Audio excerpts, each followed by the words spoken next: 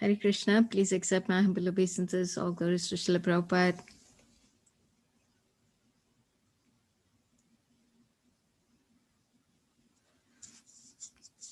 So we can get started with the prayers.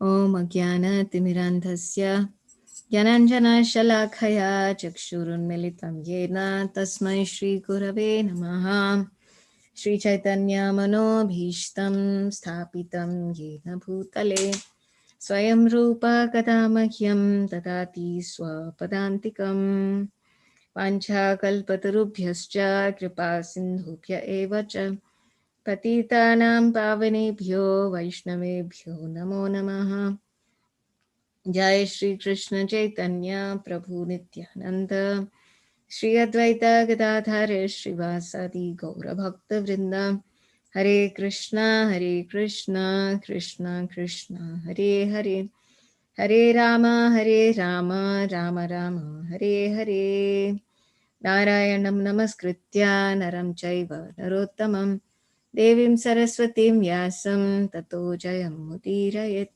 Nashtaprayeshu Abhadreshu Nityam Bhagavata Sevaya Bhagavati Uttama Shloke Bhaktir Bhavati Naishtaki. So today we are reading from Canto 4, Chapter 4, Text 12 through Text 14. So Chapter 4 is entitled Sati Quits Her Body.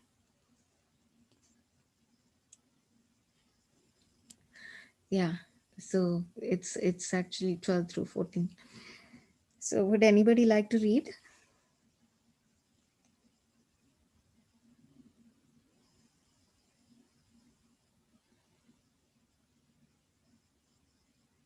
Okay, I can read. I can start. Text 12.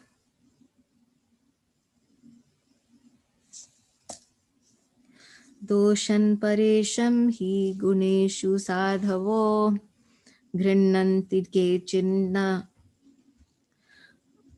bhavadrusho tvija gunanscha falagna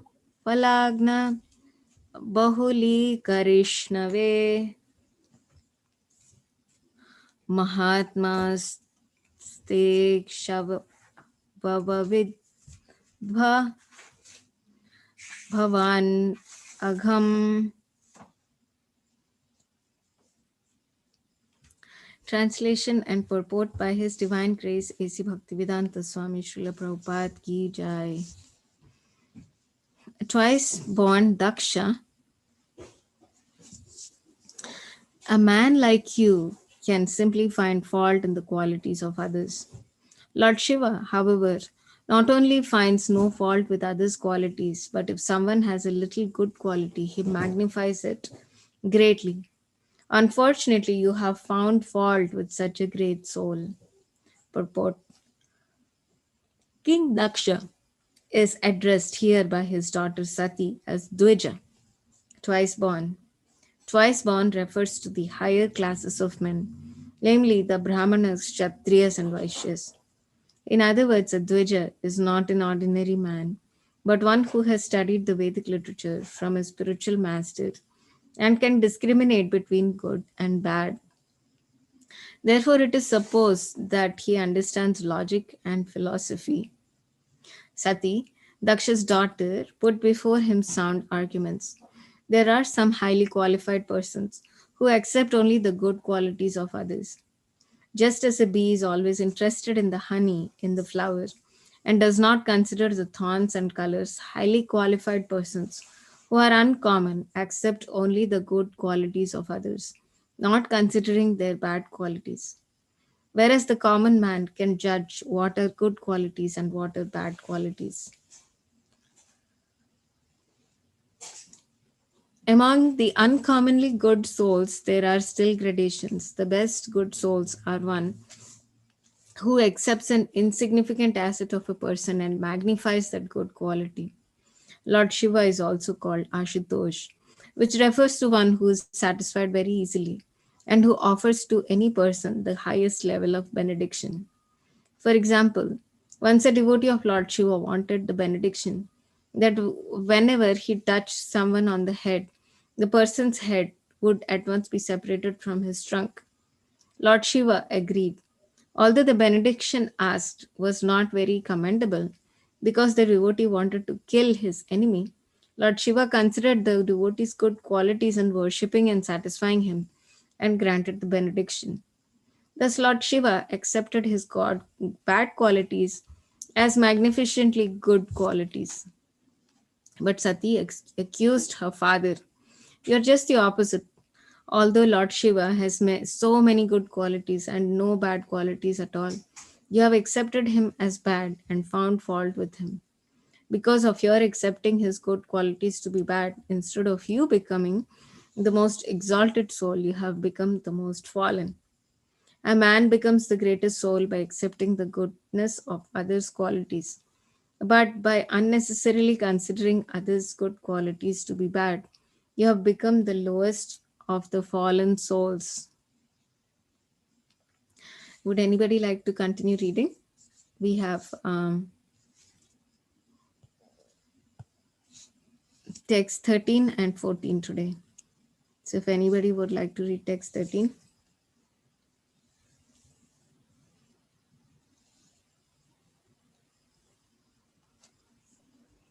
I can read, but I don't have a book. I'll be reading from the phone. Sure. Okay. So, Nascharya etadyat asatsu sarvada mahadvininda guna guna atma vadishu se saryam mahapurusha padapam subhir nirashtate jasu tad eva shobhanam.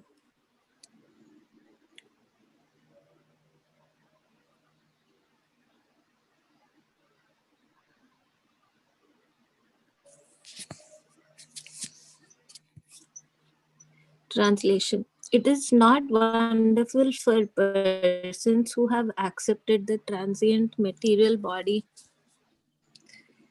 as the self to engage always in deriding great souls. Such envy on the part of materialistic persons is very good because that is the way they fall down. They are diminished by the dust of the feet of great personalities. Purport. Everything depends on the strength of the recipient. For example, due to the scorching sunshine, many vegetables and flowers dry up, and many grow luxuriantly. This is the this thus it is the recipient that causes growth and dwindling. Similarly, mahi yasam yasam padarajo abhi Shekam, the dust of the lotus feet of great personalities, offers all good to the recipient, but the same dust can also do harm. Those who are offenders at the lotus feet of a great personality dry up, their good qualities diminish. A great soul may forgive offenses, but Krishna doesn't excuse offense to the dust of the great soul's feet, just as one can tolerate the scorching sunshine on one's head but cannot tolerate the scorching sunshine on one's feet. An offender glides down more and more, therefore, he naturally continues to commit offenses at the feet of the great soul. Offenses are generally committed by persons who falsely identify with the impermanent body. King Daksha was deeply engrossed in the conception because he identified the body with the soul.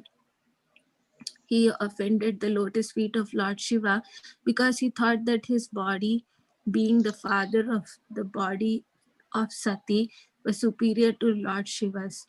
Generally, less intelligent men misidentify in this way and they act in the bodily concept of life. Thus, they are subject to commit many more and more offenses at the lotus feet of great souls. One who has such a concept of life is considered to be in the class of animals like cows and asses.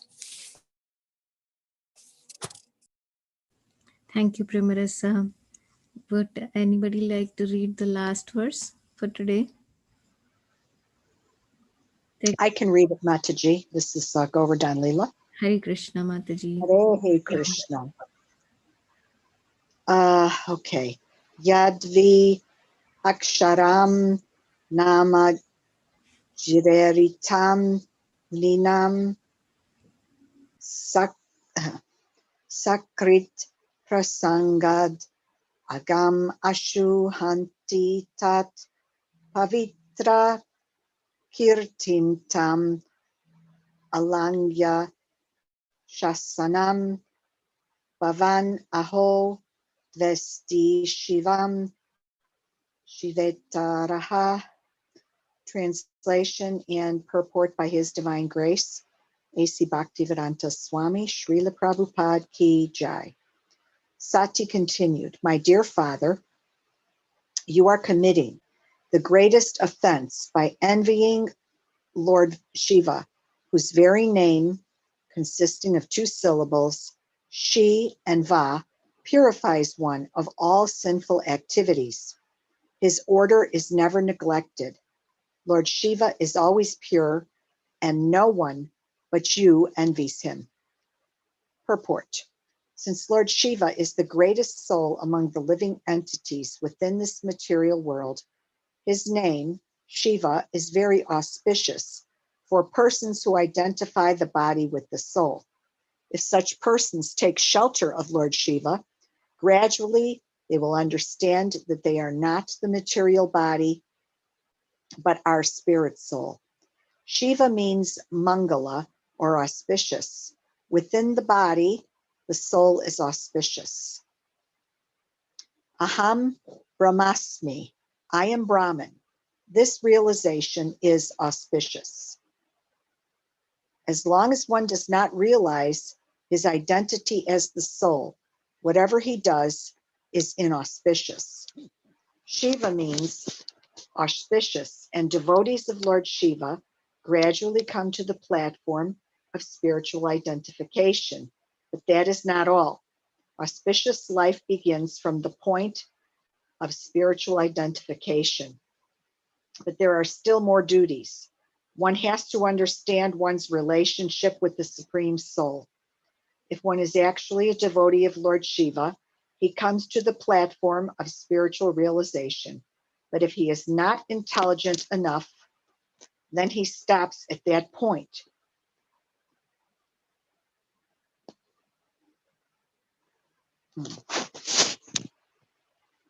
Only realizing that he is spirit soul, aham brahmasmi. If he is intelligent enough, however, he should continue to act in the way of Lord Shiva. For Lord Shiva is always absorbed in the thought of Vasudeva. As previously explained, Sattvam Vishuddham, Vasudeva Shabditam. Lord Shiva is always in meditation on the lotus feet of Vasudeva, Sri Krishna. Thus, the auspicious position of Lord Shiva is realized if one takes to the worship of Vishnu, because Lord Shiva says in the Shiva Purana that the topmost worship is worship of Lord Vishnu. Lord Shiva is worshipped because he is the greatest devotee of Lord Vishnu. One should not, however, make the mistake of considering Lord Shiva and Lord Vishnu to be on the same level. That is also an atheistic idea. It is also enjoined in the Vaishnaviya Purana that Vishnu or Narayan is the exalted Supreme Personality of Godhead, and no one should be compared to him as equal, even Lord Shiva or Lord Brahma, what to speak of other demigods. Thank you so much, Vaidyanatha Mataji, for reading. So, what we are reading is continuation of the section where um, Sati is speaking to her father, Daksha, who has not given any respect to her husband, Lord Shiva, because of a previous misunderstanding between Lord Shiva and Daksha. So,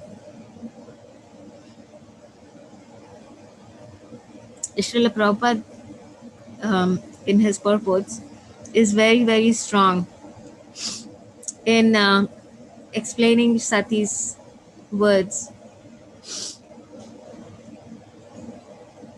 Um, so, yeah, it is being pointed out that the goal of life is to worship Lord Vishnu, is to become surrendered to the will of Lord Vishnu. And um, the most important criteria in becoming dear to Lord Vishnu and being able to please Lord Vishnu is that one does not offend the Vaishnavas who are very dear to him. Prabhupada often used to give this um, example that if you love a man, you have to love his dog. So this is a very simple example because um, Prabhupada used to explain that we may not be able to approach a great personality, but if we pamper the dog of a great personality, or if we pamper the child of a great personality who is very dear to him, then immediately the man becomes happy by seeing that those who are dear to him are being pampered or being attended to. So similarly, the way to the Lord's heart is to become a servant of his devotees. And there are different grades of devotees also. Some are on the neophyte stage, some are on the medium Madhyama Adhikari stage, and some of the people are in the Uttama Adhikari stage. So these gradations are also based on their level of surrender to the Supreme Lord. And a person who is as exalted as Lord Shiva, who is always meditating upon Lord Vishnu in his heart, and who is simply absorbed in the service of Lord Vishnu, um, such a great personality should never be offended because he is very dear to Lord Vishnu. So, in this case, however, by the influence of the illusory potency, Maya, Daksha is covered over. And because of his ignorance of the position of the Supreme Lord, his ignorance of the position of Lord Shiva, and his own ignorance related to his own self, because he is thinking that he is someone very important, and because of his relationship with his daughter, he thinks that Lord Shiva should have respected him. So that is the ignorance here. A conditioned soul cannot see things as they are. They're very much covered over by the illusory potency of the Lord. And because of that illusory potency, the tendency is to see things opposite to what they are. That is called illusion. So, although Lord Shiva had no fault within him, but still Daksha saw faults in Lord Shiva. And the greatness of Lord Shiva is that although there are many um, flaws within a conditioned soul, still Lord Shiva accepts them as as his own men, and he grants them boons and benedictions. That is the magnanimity of Lord Shiva. So while this contrast exists between Daksha and Lord Shiva, what is it that we can take from this entire episode um, of dialogue between Daksha and Sati. A devotee of the Lord, actually, he sees no fault in others because of his being very satisfied within himself. That is the key. When we are seeing fault in others, it means that somewhere we are also flawed. Flawed in the sense that we have not accepted the shelter of the Supreme Lord nicely. We have not brought him into our heart. A devotee of the Lord never sees fault in others, although the faults may exist.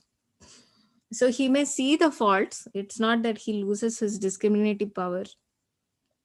He still discriminates between what is right and what is wrong, but he does not focus on the faults of others. Actually, this quality itself is very, very dear to Sri Chaitanya Mahaprabhu. Sri Chaitanya Mahaprabhu said, there are two ways to become very, very dear to me. First is you chant the holy name of the Lord and never criticize the Vaishnavas. So this is a very exalted quality because in conditioned state, like we usually think, oh, how will things work if I don't criticize this devotee? I'm the one who is supposed to correct him. Like I'm the one who has to show him the right direction. And we think like that. But the thing is that if in the process of correction, if we offend a Vaishnava, especially who is exalted, then at once, like we become degraded in our consciousness. So Sati is clearly pointing out to her father Daksha that he is not doing the right thing by criticizing Lord Shiva and finding fault in him.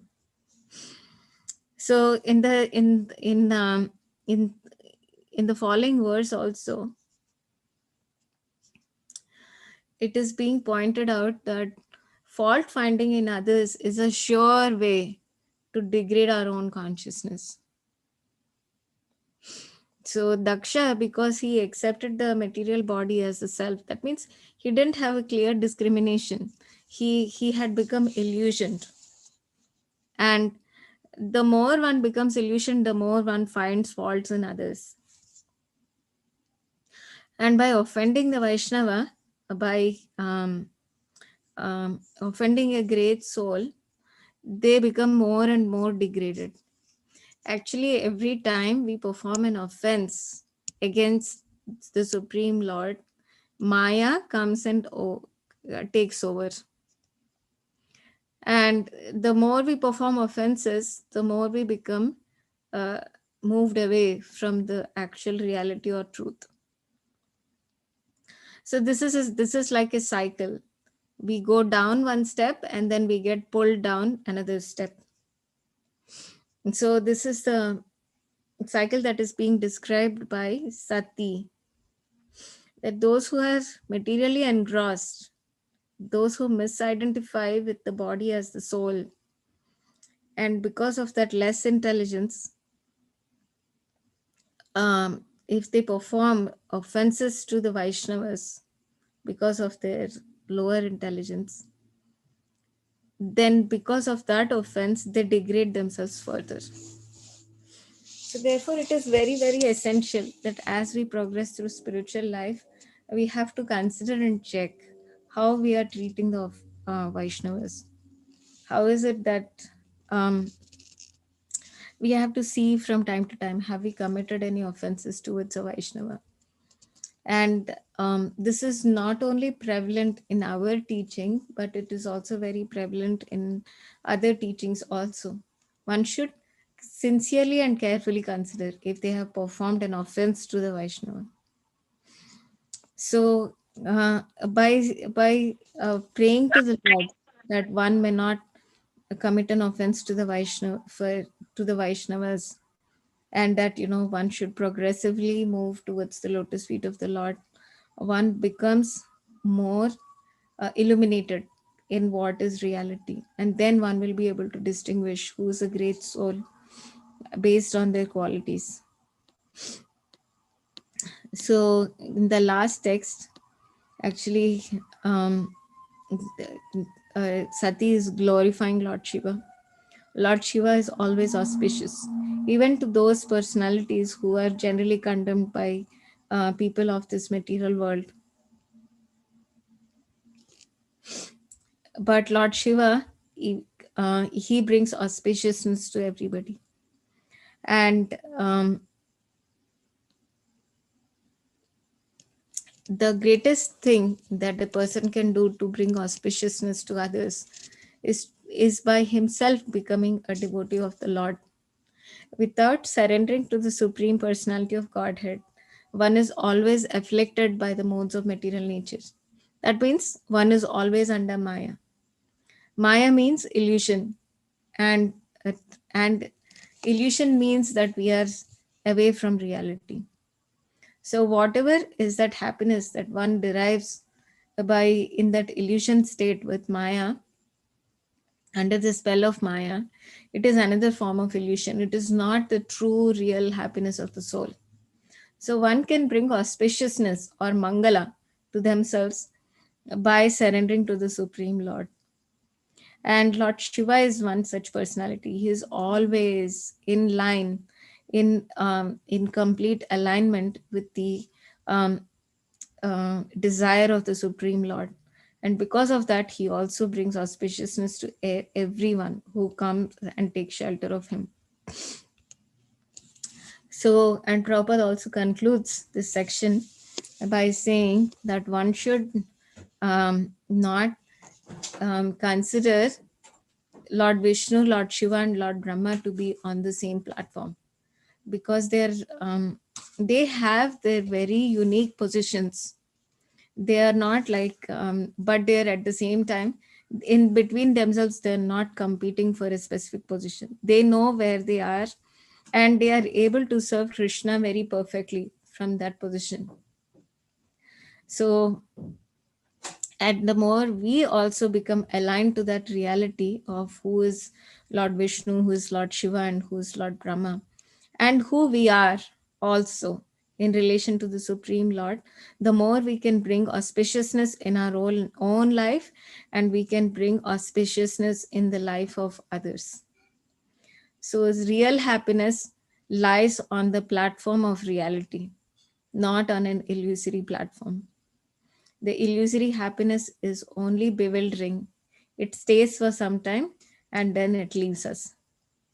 So, the most auspicious thing that all of us can do for ourselves and others is to always chant the Hare Krishna Mahamantra, because that is the process for this age of Kali.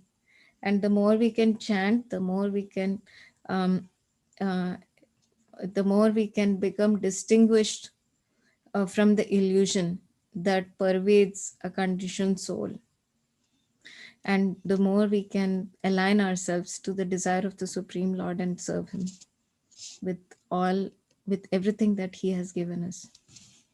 So I'll end here and devotees can share. We have about half an hour, um, because today is Friday. We will get disconnected around 6 o'clock.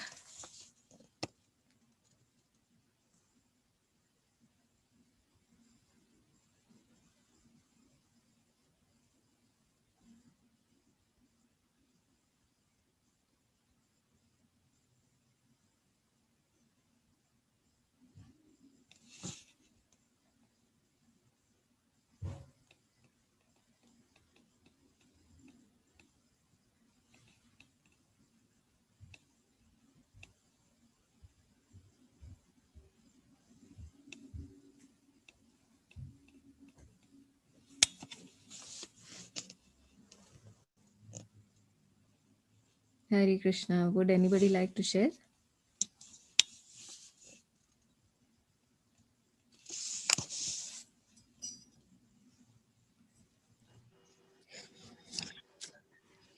Thank you for the nice sharing. I was hearing a class on, I think somewhere, not exactly these verses, but I think somewhere close to these verses, and So I was hearing from Maharaj, and Maharaj is speaking about a very important point. Like he is sharing how it is important for devotees to perform their duties, and he was saying that at the same time we should not find fault with others' duties. So he was giving the example of a pujari who is supposed to go wake up the deities, but instead of waking up the deities, he's actually washing pots. So in that case, we cannot say that, oh, this is also service to Krishna, that's also service to Krishna, but we should be vigilant enough to understand what our duties are even in devotional service. And at the same time, we should make sure that we do not criticize the devotees, like other devotees, about their duties. So I was actually thinking that it is a very important point, and at least for devotees like us, like there is a lot of practical application that is there, because there is always this tendency for um, amongst devotees to feel that um, whatever others are doing is not up to the mark. So I think also, I think long time ago, I think you shared with me also that like when we gauge ourselves, then we gauge ourselves in terms of sadhana bhakti. Like we think that, okay, we are all trying.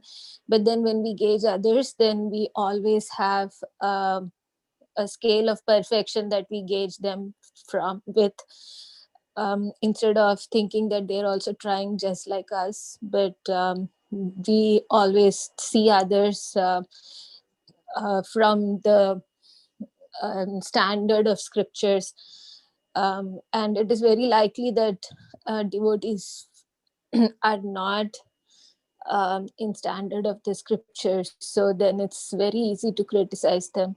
But if we are actually seeing them as like one among us, that they're also trying like us, then I think that the chances of criticizing others is less. So I just wanted to share that, and thank you for the class. Thank you, Primarisa.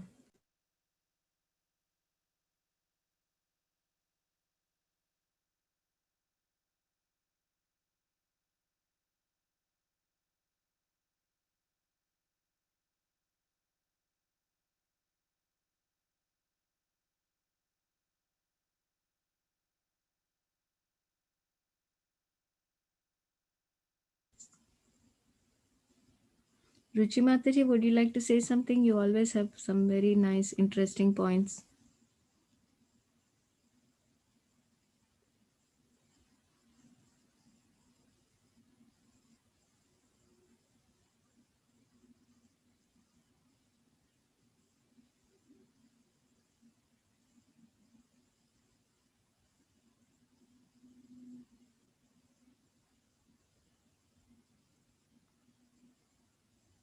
Okay, I guess we don't have any more comments, so we'll end here for today, and we'll resume on Monday. And in between, please don't criticize the devotees. Thank you very much for a very, very nice class, Leela Manjari Mataji. Thank you. It was funny because I got criticized today about something. And and it was very, I don't know if it was appropriate or not, but I got this criticism and I ended up saying I was sorry. I don't know it, to be honest with you, if I did anything wrong or not, but I felt that I needed to make sure I kept the relationship right with this person, and so I apologized. I said, if I said anything offensive, I apologize and blah, blah, blah. But the person won't let me talk about it. The person just kind of cut me off. So that it's very hard when you're trying to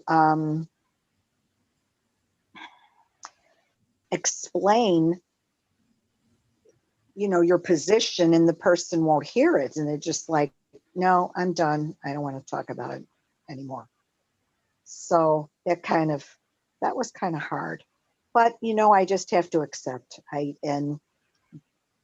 did the best I could do at that moment. Somehow I felt like I didn't quite, I, my service was being criticized, to be honest. They don't realize they were criticizing it, but my service was being criticized. And so this is, you know, I I think there's just a way to say something to somebody, and they didn't consider it to be out of line or anything. So I have to, absorb this for a little while. Um, because I kind of walked out of that situation with the devotee feeling as though I was not a very good devotee at all. And that was not good. I mean, I could have been misinterpreting. So I think I need to sleep on it for a while, but it kind of stunned me. And I'm okay now. Well, it's hard. It's hard to take criticism sometimes from devotees, from anybody, but especially devotees. Mm. And we have to know how to talk to people. So that we're all, I think all of us are sensitive. Every one of us, we're all sensitive. And sometimes we're we have good intentions when we're speaking, but then the other person doesn't take it that way for a particular reason. Whatever their karma they're carrying or whatever past they're carrying. And so I think we just all need to be sensitive of that uh, when we're talking to devotees. Mm. Mm. Yeah, very true, Mataji. Actually, after a very long time, usually, like, I have not been criticized, I should say, in some time now. But today, like, there was one, um, uh, like, something happened actually. And, like, I felt like the way the devotee responded was just so inappropriate. The timing was inappropriate. The way he, like, it was not even communicated, like, the body language was very inappropriate, everything was inappropriate. But I just didn't say anything, like, I just kept. That the thing is that I think once we understand that there are two things in bhakti which go parallel. One is, the mood of the devotee himself, like, how he's trying to please Krishna. And the other is the skill that the devotee is trying to present or bring as a service. And both of them are actually very different. Like, it doesn't mean just because somebody plays mridanga very nicely, it does not mean that it is devotion. Or if somebody is not able to sing properly, it does not mean that they are lacking devotion. So there are two things. There is the skill, and then there is devotion. And devotion comes when we have proper sadhana, and when we associate with the right kind of persons in our life who can enhance and bring out the best of our devotion. And then there are skills, and skills can also be learned in good association. So we should know that, that just because somebody has criticized our skill, it does not make us a bad devotee. Our devotion to Krishna is what he sees. The skill is an add on, it's like the cherry on the top. So, um, so if I felt like, that like, okay, I don't know this skill, and this person is actually like looking at me for that lack of skill. In one sense, like that person is trying to help me, but in just an inappropriate way. But at the same time, we should not confuse the two, because they're two different things. And then, like, when we keep the two separate, then I think we will know how to accept feedback without becoming very disturbed. What do you feel about that? I think you're right. It, you know, well, knowing me, I did say to this person, there is a way to approach me. I mean, and I said it. I mean, I don't hide it. It's not like I'm the kind of person that just sits and dwells on it. I said, I can handle a lot of things, but there's a way to say them to me.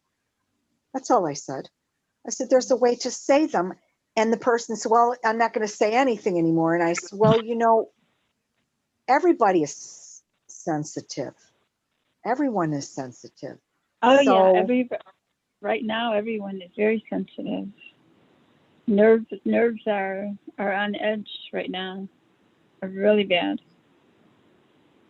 I know with my son, my son and my daughter-in-law, you just have to walk away, and pray for that person and ask God to forgive them for their misconduct, and just go into your closet and pray and commune with God, because being upset, to be upset, it's not gonna help. It's not gonna do anything. It's only gonna make you feel a bit worse, and that other person isn't going to possibly get some kind of revelation from your prayers for them. So yeah. yeah. Well, Yeah. I know. I'm not even, I don't even think the word is hurt by what this person said. I'm not even hurt. I just don't understand what it just came out of nowhere. That's all. And it was just very, very difficult to take at the moment. There's misqualified energies all around us, dear. Yeah. There's misqualified energies all around us. Like people just, instead of talking from their heart, they talk from their head. Or their emotions. It's mostly emotion, actually, in the astral plane. It's so yeah. Do you feel like you maybe had a close relationship with this girl or devotee? Well, a very decent relationship. Yeah. I'm sure it's still okay. I just, yeah, it's just hard to understand people's motivations sometimes, because we're all trying and we're all flawed, and we all are trying to come to Krishna. We're all trying to learn how to love and serve him. Mm-hmm. And yeah, so sometimes things are said that can be very abrasive. That's all. And Abrasive, I'm yeah. sure I'm sure that I am guilty of it myself from time to time, and don't intend to be that way, but it can come across that way. I took this course. It was called PET, Parent Effectiveness Training, and it talked about how you start out a conversation with a person not using a you message, like, an accusatory sentence like, you don't know what you're talking about, or you don't know how to do this.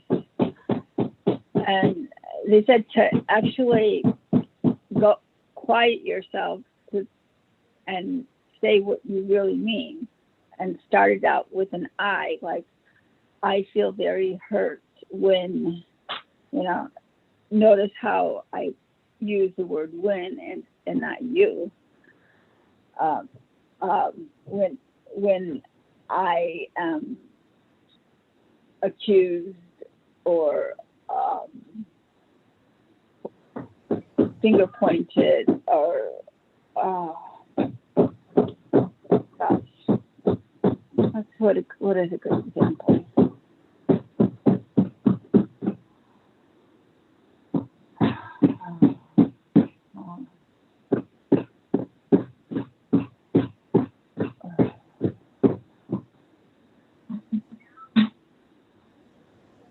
When I feel That's okay like not to do.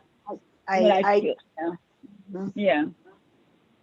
yeah. I try to always make I statements, That's the best way not to offend someone else.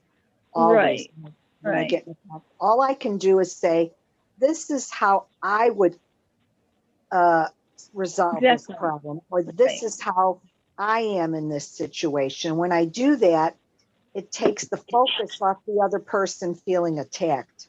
Right. So Right. Exactly. And so many more people, when you get into the lower octaves of existence, you get that from people that aren't educated in the arts, and its origin is in evil, is in stirring up, the elements for whatever reason they're being stirred up for. that's true. And we need to know But, how to have a shield. Yeah. Exactly. Right. Well, I Right. won't allow this to bother me. I'm just anymore. I just have to point out, because we're talking about Yeah. not to criticize the devotees. So we have to be careful, how we talk to devotees when we're talking about service and executing things. It's very, very important to keep the focus on oneself instead of on the other person. Because as soon as we start going, you did this, or you're like this, and you and you and you, that is when the person feels attacked. Yeah. Right. And there's no good that comes out of that. There's absolutely no good. It depresses a person, and it creates anxiety. I know whenever I'm attacked, oh boy, I'm like, I feel like a turtle. I just pull my head into my shell and and I crawl away.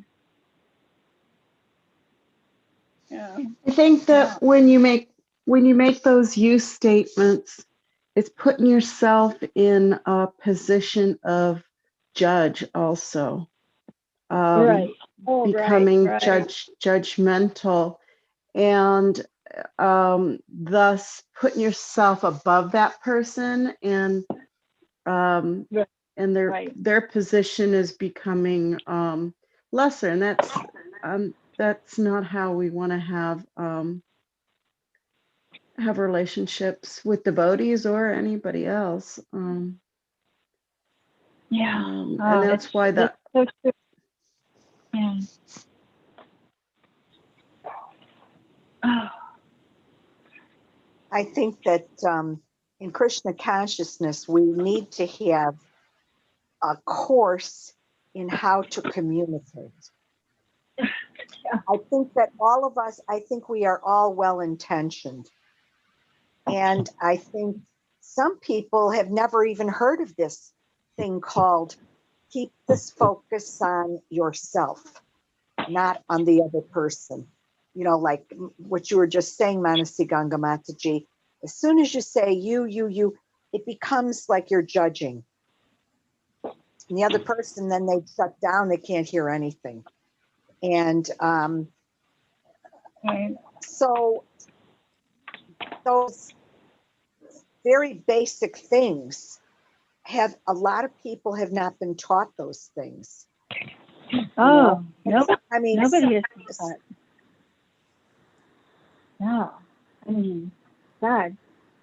Once upon a time, I wanted to become a teacher myself, and I thought the first thing that I'm going to teach is the basic elements of communication and living skills. Yeah, people. Oh no, no. I'm sorry. I'm interrupting.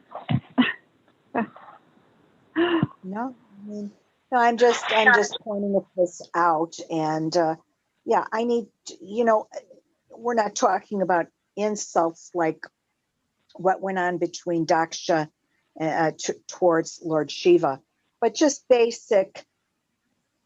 Um, I think Yeah. with proper communication skills, we need that amongst devotees because we know we want to treat devotees in a special way. Yeah. And in order to do that, we really have to we have to learn how to communicate. I think all of us, we all have to do it Mm-hmm. as part of our training in Krishna consciousness. That's my opinion. It's, and I think it would be um, very, very helpful to devotees. And certainly devotees that come from different cultures where all of us were all from different, backgrounds and cultures. And we've been taught or conditioned uh, uh, to say, how we learned in probably our families or how we do things, uh, you know, in a certain culture. And then uh, we all come together with all of these differences, all this diversity, and we have to know how to approach all these different people who have, well, wait a minute, that's not how I would do it, or wait a minute, this is not how you say it, or this isn't how you do it. Well, there are some, I think, some universal rules or communication skills that we all need to Yeah. use with Yeah. each other. That's Yeah. all I'm saying. And I think that would be very useful. I mean, not just in a counseling setting in Krishna consciousness, but I think in something that all the devotees need to learn how to do because a lot of them just don't know how to communicate. I'm not saying the devotees. I'm just saying most of us have not learned how to communicate properly. Mm-hmm. Mm-hmm. That's all I And I mean. think and I think the training not only should be on how the communicator communicates, like the one talking, but also in the person that's receiving messages as well from other devotees, because like a lot of the philosophy should when we hear someone talking, that philosophy should